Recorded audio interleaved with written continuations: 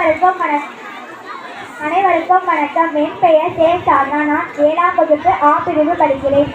நான் இப்பொழுது கல்வி கண் திறந்த காமராசர் அவர்களை பற்றி பேசப் போகிறேன். காமராசர் அவர்கள் 1903ஆம் ஆண்டு ஜூலை மாதம் 15ஆம் தேதி விருதுநகரில் பிறந்தார். இவரது பெற்றோர் குமரசாமி மற்றும் சிவகாமி அம்மையார் ஆவார். காமராஜர் அவர்கள் 1954 முதல் 1963 வரை 9 ஆண்டுகளாக தமிழக முதல்வராக பணியாற்றினார்.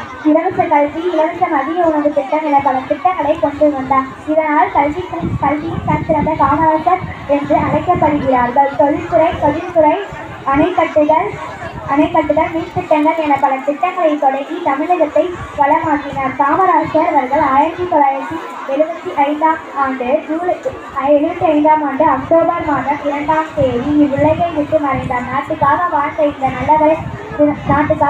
இந்த நல்லவரை காலம் முழுவதும் நினைத்து போற்றுவோம். நன்றி, வணக்கம்.